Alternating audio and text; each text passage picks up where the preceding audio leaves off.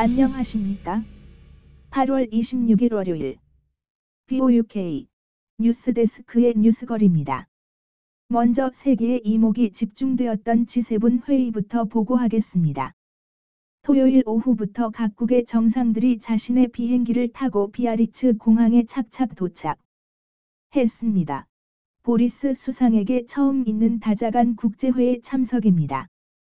프랑스, 영국, 독일, 이탈리아, 일본, 미국 이렇게 총 7개국입니다.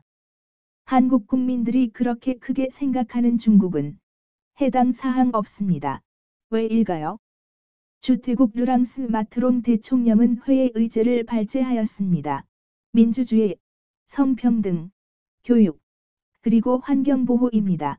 그는 이번 회의에 아시아, 아프리카, 라틴 아메리카의 지도자들고 초대하여 문제에 대한 세계적인 추진을 도모하였습니다.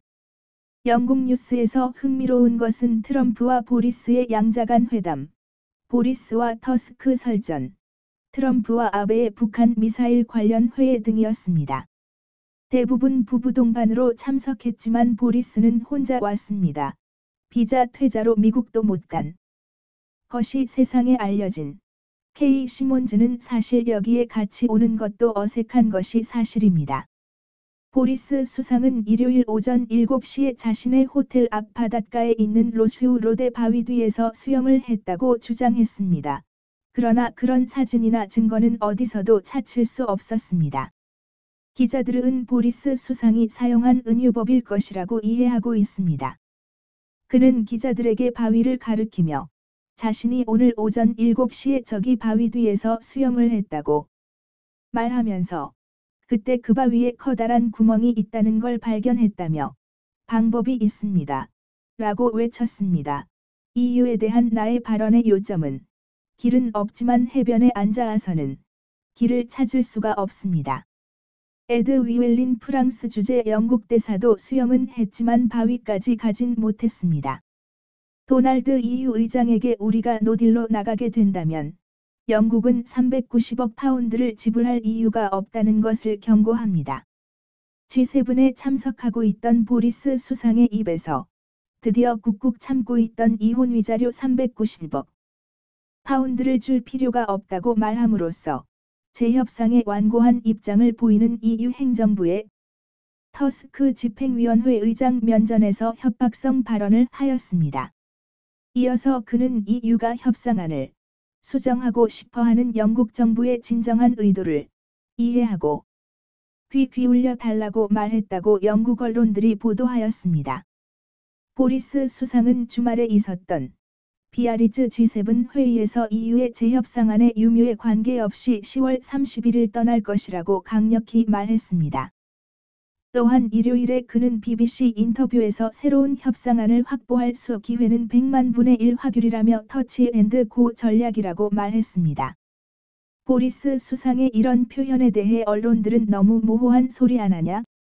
결국 수상이 무엇이 어떻게 될지 모르니까 닥치는 대로 그때그때 만져보고 넘어가겠다는 말로 밖에 안 들인다며 신랄하게 비난도 하였습니다. 보리스 수상은 EU로부터 통제권을 되찾겠다는 공약으로 국민투표 캠페인에서는 승리했지만 브렉시트 재협상이 불가능한 것에 대해서는 조절 능력이 없는 것 아니냐는 비판도 그의 노딜 브렉시트 정책을 지지하는 언론들에서 나오고도 있는 실정입니다. 제레비 코빈의 보리스 수상을 겨냥한 불신임 결의 주표에서 실패할 가능성이 높다고 조 스윈선이 말했다고 BBC가 보도하였습니다.